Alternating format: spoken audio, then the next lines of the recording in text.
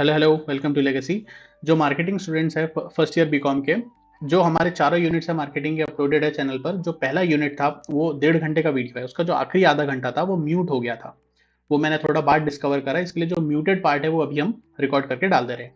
इस लेक्चर का जो विजुअल्स है, जो तरीका है दिखने का स्क्रीन, वो थोड़ा चेंज है क्योंकि ये बाद में रिकॉर्ड करे गए हैं। और इसके बाद भी जो आप सेकंड यूनिट थर्ड यूनिट देखोगे तो वो दिखने में थोड़े अलग लग सकते हैं, दिखने में थोड़े पुराने लग सकते हैं, लेकिन जो कंटेंट है वो बिल्कुल सही है। जो पूरा मटेरियल है, पूरा चैप्टर, हर एक कॉन्सेप्ट उसके अंदर कवर्ड है। शुरू करते हैं।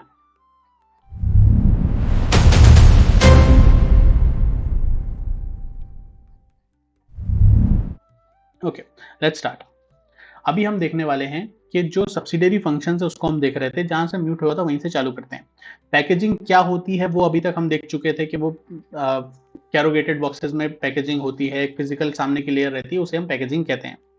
पैकेज, पैकेजिंग और पैकिंग में क्या डिफरेंस है वहां से शुरू करते हैं। So difference between package, packing and packaging. तो पैकिंग का मतलब क्या रहता है? पैकिंग होता है जब हम गुड्स को ट्रांसपोर्टेशन के लिए एक जगह से दूसरी जगह पहुंचाने के लिए किसी कंटेनर में डाल के दे देते हैं। जैसे कि ये हाइपोथेटिकल एग्जांपल है, आपने कई सारी चीजों को खरीदा, उसको आपने एक बड़े बैग में आपको शॉपकीपर ने डाल के दे दिया और आप उसको घर पर लेके चले गए, वो होती है उसकी पैकिंग।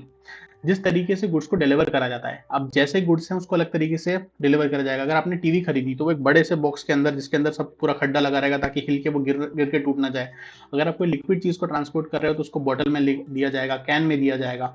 अगर कोई बल्कि गुड्स है, कॉटन है, जूट है, तो उसको कंप्रेस करके दबा के आपके पास भेजा जाएगा ताकि कम जगह में ज्यादा चीजें आ सकें, बहुत जगह वो ना गिरे। रिटेलर भी अपने कुछ अलग तरीके से पैक करके देता है, छोटी छोटी चीजों में उसको पैक करके दे देता है।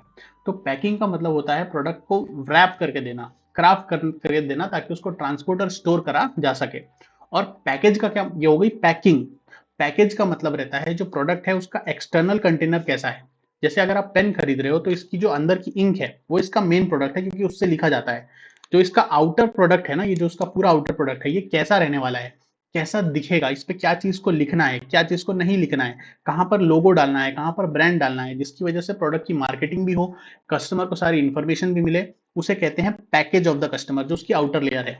और पैकेजिंग का मतलब होता है सारी एक्टिविटीज जिससे हम इंश्योर करते हैं जो प्रोडक्ट है वो एक अच्छी तरीके से पैकेज होकर कस्टमर तक पहुंच जाए।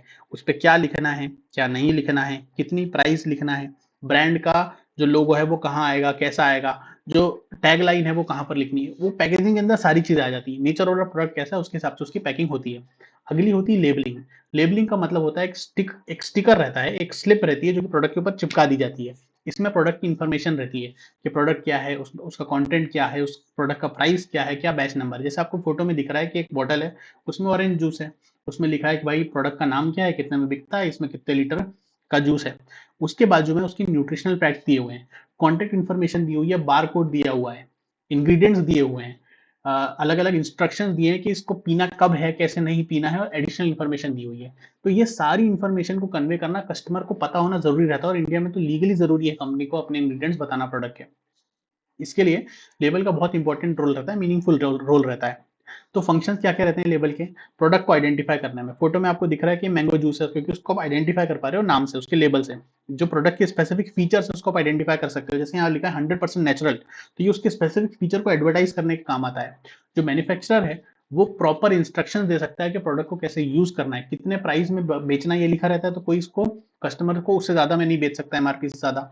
और जो लेबलिंग है वो एनकरेज करती है कि प्रोडक्ट जो है मैन्युफैक्चरर उसको प्रोड्यूस करे उतनी, to produce quality of the products, क्योंकि आपके इंग्रेडिएंट्स लिखे हुए हैं, लोग आपसे क्वालिटी एक्सपेक्ट करेंगे, आप कुछ आलती फालतू चीजें उसके अंदर नहीं लिख सकते अगर लोग लेबल को पढ़ना चालू कर देंगे।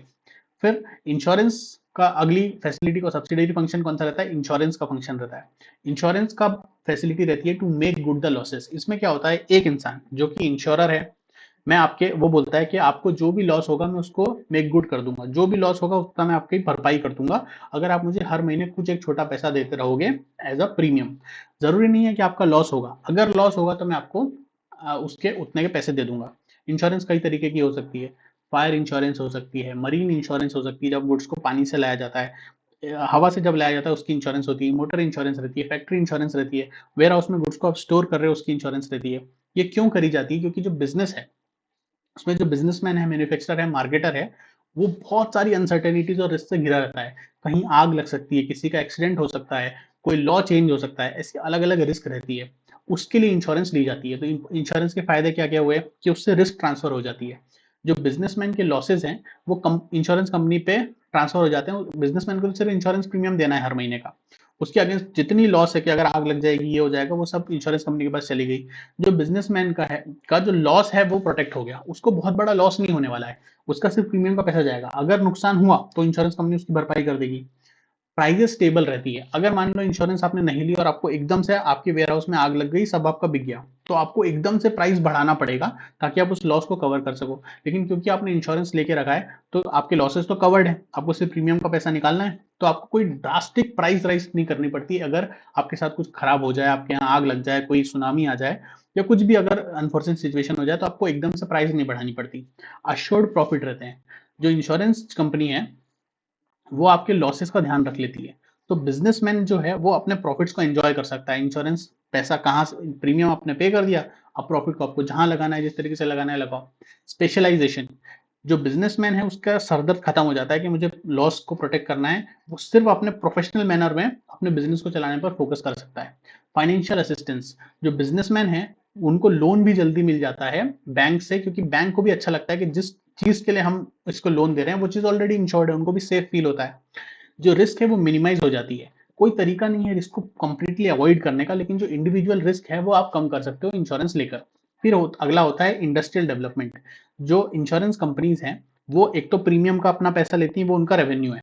लेकिन पैसा देने के लिए वो एक पूरा फंड अपने पास बना के रखती हैं कि जब लॉस होगा तब हमको पैसे देने पड़ेंगे। तो वो उसको बैंक अकाउंट में या अपने पास कैश में नहीं रखते हैं, उसको वो कहीं ना कहीं इन्वेस्ट करके रखते हैं।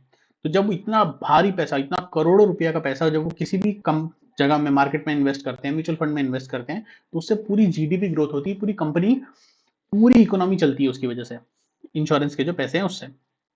बड़ी बड़ी जो फाइनेंसर्स रहते हैं वो अपने पैसे को मार्केट में ही लगा कर रखते हैं, और वो इंश्योरेंस सर्विसेज ही देते हैं, जिससे पूरा जीडीपी मल्टीप्लायर इफेक्ट होता है इकोनॉमी के अंदर। अगली सब्सिडरी फंक्शन है फाइनेंसिंग का। फाइनेंस का मतलब होता है पैसे की अवेलेबिलिटी। पैसा किसी भी बिजनेस के लिए वैसा ही रहता है जैसे किसी पेट्रोल बाइक के लिए पेट्रोल। अगर पेट्रोल नहीं होगा तो गाड़ी चल ही नहीं सकती। किसी भी चीज को करने के लिए बिजनेस के अंदर आपको पैसा लगता ही लगता है। बिजनेस को शुरू करने के लिए एक थोड़ा पैसा लगता है, जो कि थोड़ा ज्यादा रहता है, जिसे हम कहते हैं कैपिटल।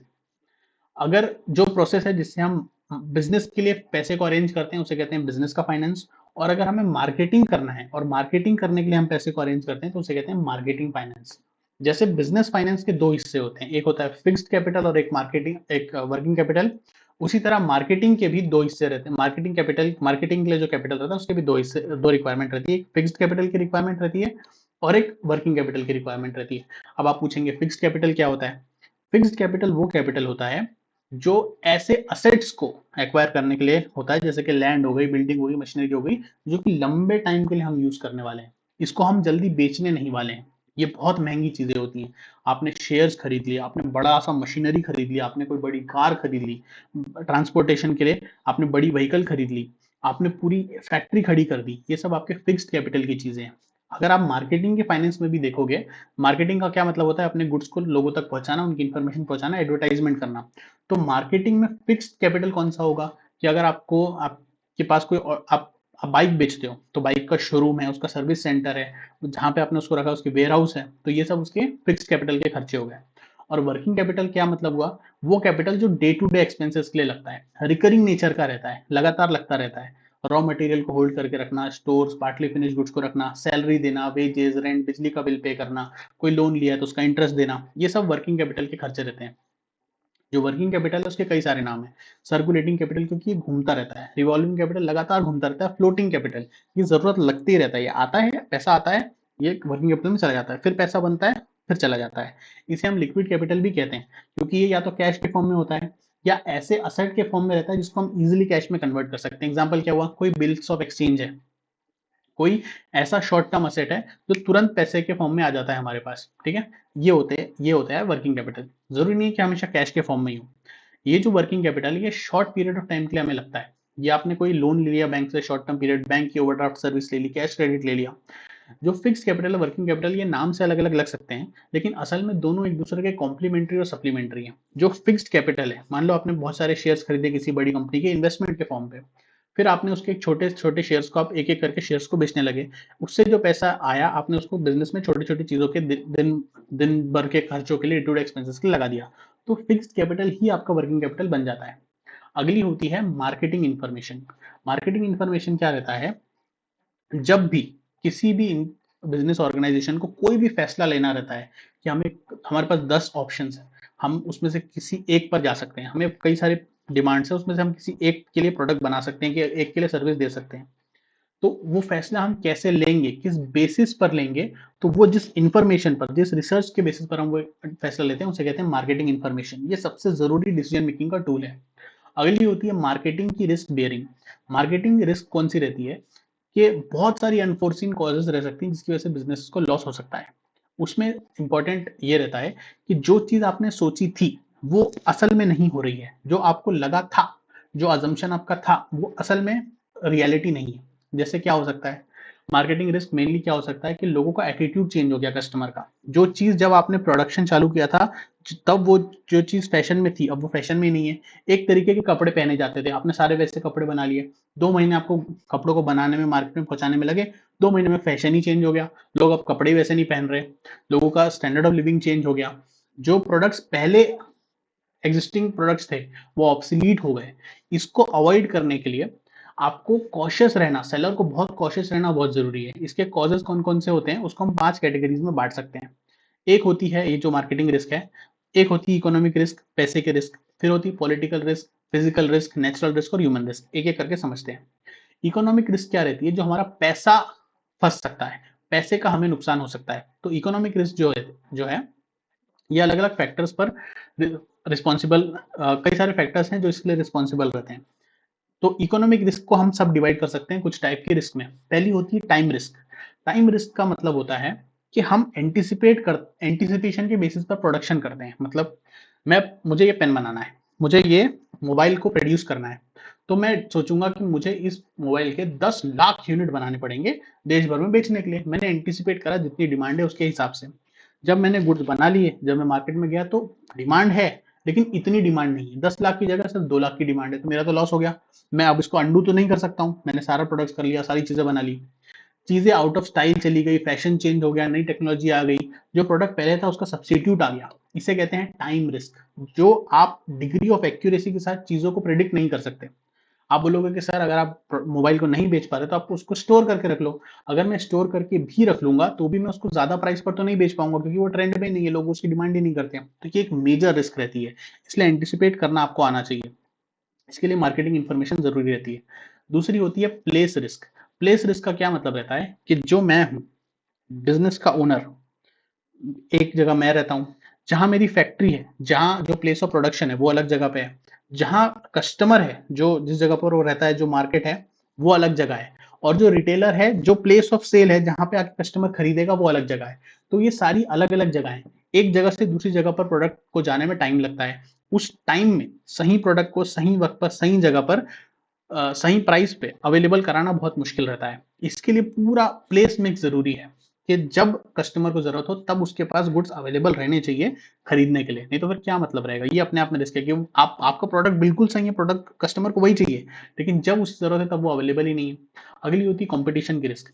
आज की तारीख में कंपटीशन बहुत ज्यादा है, इसके लिए आप बहुत सारी स्ट्रेटजीज बनाते हो, बिजनेसेस बहुत सारी स्ट्रेटजीज बनाते हैं, दूसरे को हराने के लिए स्ट्रेटजीज बनाते हैं। एक स्ट्रेटजी होती है प्राइस कटिंग की, ओला, उबर, बहुत सारी क्रेडिट कार्ड कंपनीज, जियो जब आया था वो प्राइस कटिंग पे ही तो चल रहा था। प्राइस कटिंग क्या होता है, अपनी प्राइस को इतना कम कर देते हो कि कोई और चल ही नहीं पाता मार्केट में। जियो आया, उसने सबका प्रॉफिट आधा कर दिया, फिर उसने पूरा फिर अपनी प्राइस बढ़ा दी, उसने उसने नहीं बढ़ाई, एक केस लगा उसकी वजह से उसको बढ़ानी पड़ी, तो कंपटीशन एक्ट की वजह से।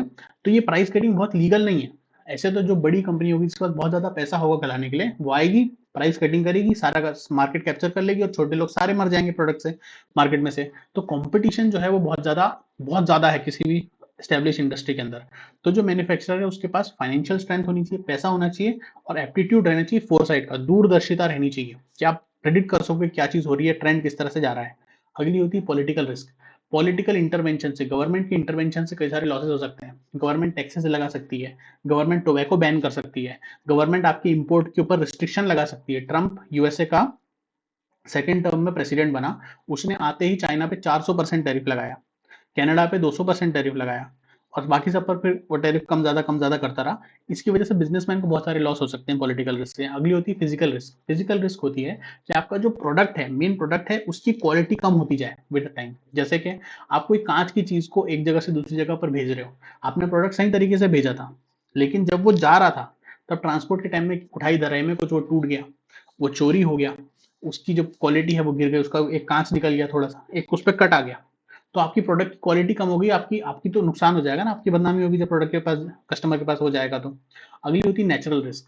नेचुरल रिस्क होती है जो एनवायरमेंटल फैक्टर्स की वजह से रिस्क होती है। अगर आप कहीं पर बिजनेस कर रहे हो, वहाँ पे अर्थक्वेक आ जाए, सुनामी आ जाए, लैंडस्लाइड हो जाए, तो आपको तो सारा ही नुकसान हो जाएगा। इसकी वजह से मेजर लॉसेस हो सकते हैं। अगली होती है ह्यूमन रिस्क, जो ह्यूमन नेचर की वजह से, ह्यूमन कैरेक्टरिस्टिक्स की वजह से आपको लॉसेस होते हैं, उसे कहते हैं ह्यूमन रिस्क। जैसे कि जो आपके एम्प्लॉइज हैं वो डिसऑनेस्ट हैं, केयरलेस है, ध्यान से काम नहीं करते, उनकी किसी एक इंपॉर्टेंट एम्प्लॉय की डेथ हो जाती है तो उसके साथ सारी इन्फॉर्मेशन, वो जिस तरीके से काम करता है तो वो सब खत्म हो जाएगा।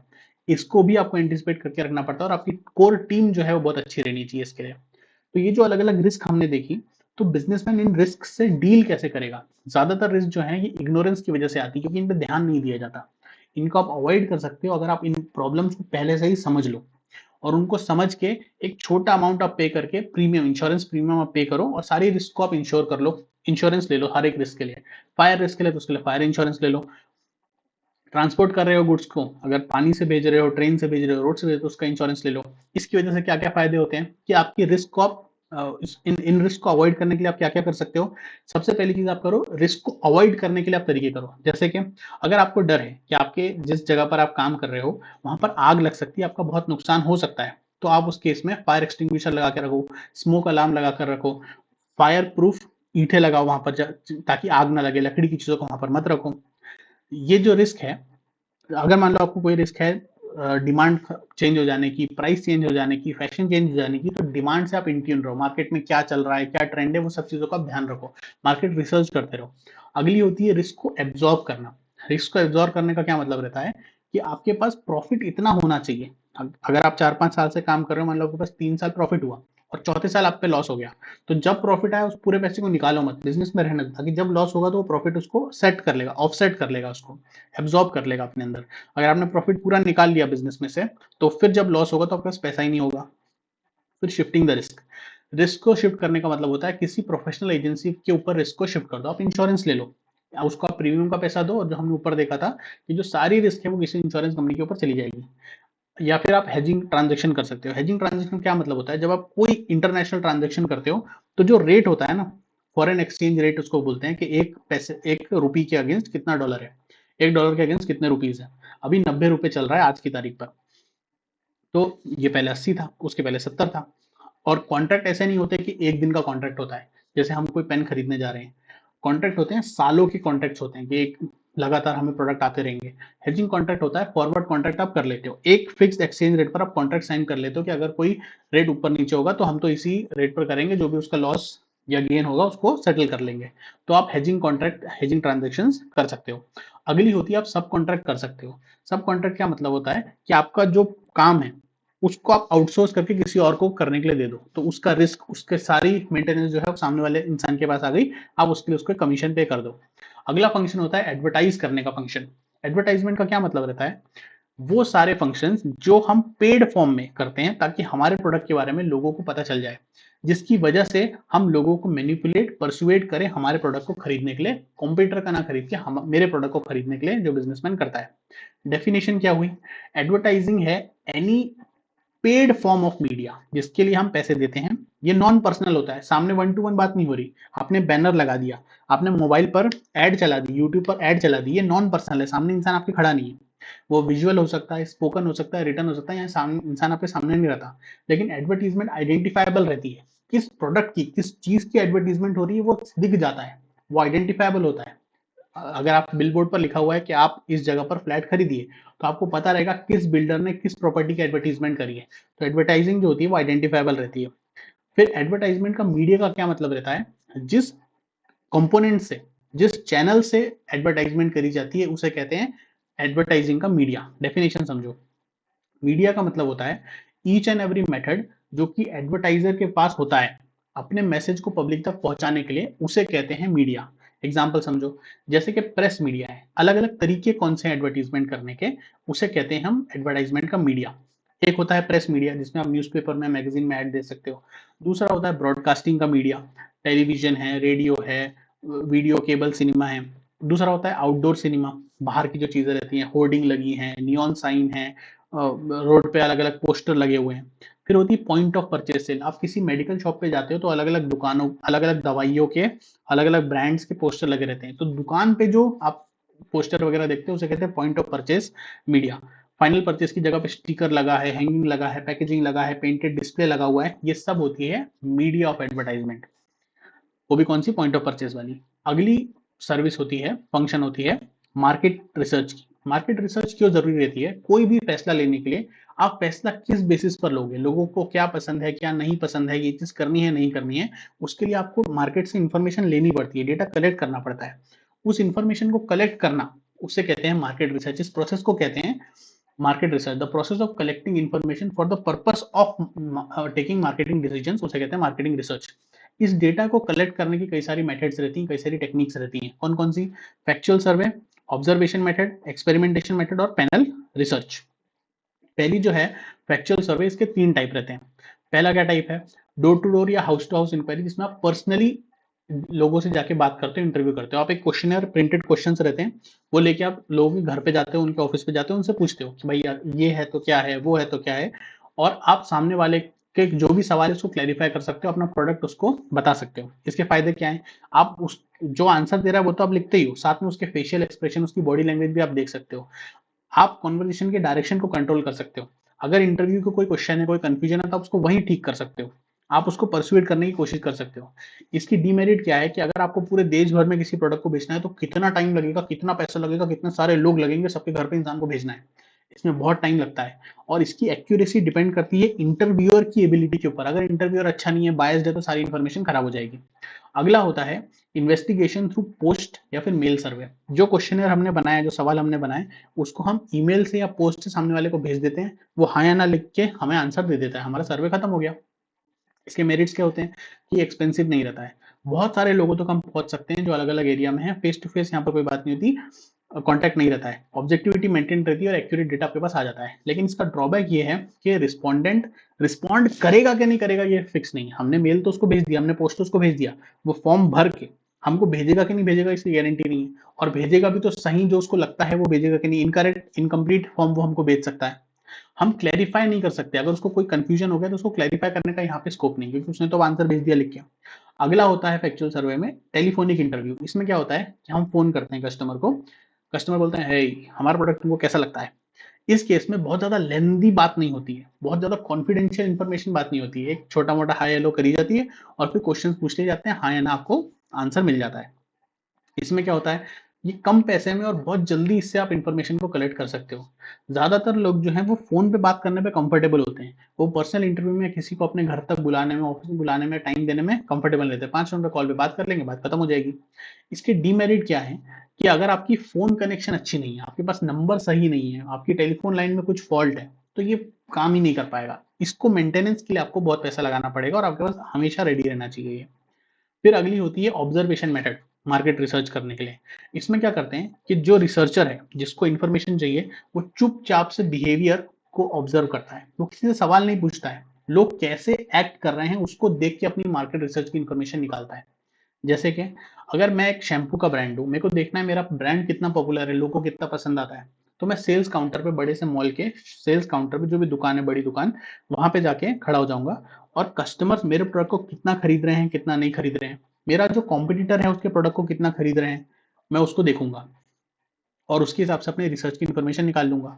ऑब्जर्वेशन ऐसा ऐसा नहीं है कि इंसान ही करता है, मशीन के थ्रू भी हो सकता है, कैमरा है, अलग अलग आपकी सोशल मीडिया फीड है, अलग अलग ट्रेंड्स हैं, उससे भी ऑब्जर्वेशन करी जा सकती है कि ट्रेंड्स क्या है, लोगों का नेचर कैसा है और लोग की प्रेफरेंस क्या है।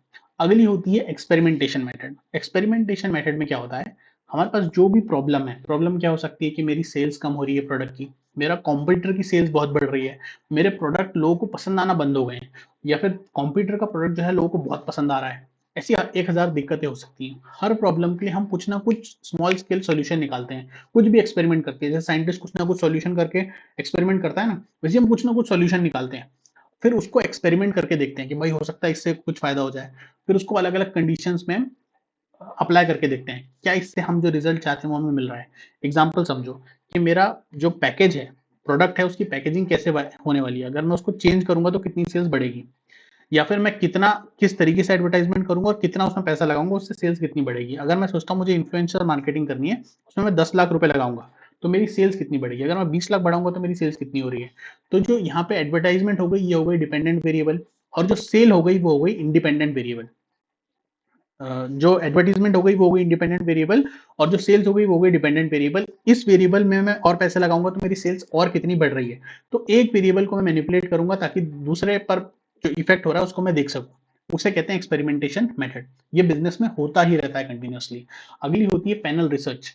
पैनल रिसर्च में क्या होता है कि हम एक सेम 100-200 लोग को बिठाते हैं एक टाइम पर। इन पे हम अलग अलग टाइम में अभी इनसे कुछ सवाल पूछेंगे, फिर 3 महीने बाद, फिर 1 साल बाद सेम इन लोगों से सवाल पूछेंगे। फिर हम देखेंगे कि जो इनका टेस्ट है, जो चीज इनको पसंद आ रही है, जो चीज नहीं पसंद आ रही है, विद टाइम चेंज हो रही है कि नहीं हो रही है। अगर आप इसको कोऑर्डिनेशन में करोगे, सेम इंसान से सेम तरीके से अगर आप मार्केटिंग करोगे, उनकी इन्फॉर्मेशन को कलेक्ट करोगे, तो ही ये सक्सेसफुल रहेगा। अगर आप हर बार अलग अलग लोगों से करोगे तो फिर इसका कोई मतलब नहीं निकलेगा। फिर आखिरी चीज जो इस यूनिट में आती है वो है कि हम कई कई बार मार्केटिंग को सेलिंग वर्ड से कंफ्यूज कर लेते हैं। हम बार बार मार्केटिंग यूज कर रहे हैं, उसको सेलिंग नहीं समझ लीजिए आप। इसमें फाइन डिफरेंस है, वर्ड्स में फाइन डिफरेंस है, लेकिन जो इसका एक्चुअल मीनिंग है, कॉन्सेप्चुअल मीनिंग बहुत डीप है। देखो, जो मार्केटिंग होती है वो बहुत वाइडर टर्म है, बहुत बड़ा टर्म है। मार्केटिंग में सारी चीजें आती हैं कि कस्टमर को पहले हम आइडेंटिफाई करते हैं कि उसको क्या चाहिए, फिर हम प्रोडक्ट क्या बनाएं, फिर हम प्रोडक्ट बनाते हैं, उसको डिलीवर करते हैं कस्टमर की नीड को पूरा करने के लिए। सेलिंग जो है, बेचना जो है, वो मार्केटिंग का एक छोटा सा हिस्सा है। ये एक नैरो कॉन्सेप्ट है, ये सिर्फ बेचने पर फोकस करता है। जो सेलिंग है वो मार्केटिंग का एक्शन का पार्ट है। मार्केटिंग में हम सारे फैसले लेते हैं, फिर जो उसका एक एक्शन का पार्ट सेलिंग है। जो मार्केटिंग है इसमें हम क्या करते हैं, प्रोडक्ट को बायर तक पहुंचाते हैं कॉम्पिटिटिव प्राइस में, ऐसी प्राइस में जिससे हमारे पास कॉम्पिटिटिव एडवांटेज है, सोच समझ के हम प्राइस डिसाइड करते हैं। सेलिंग में हम सिर्फ प्रोडक्ट को ट्रांसफर करने पर सोचते हैं, किसी भी पैसे के लिए, इरिस्पेक्टिव ऑफ द नीड्स।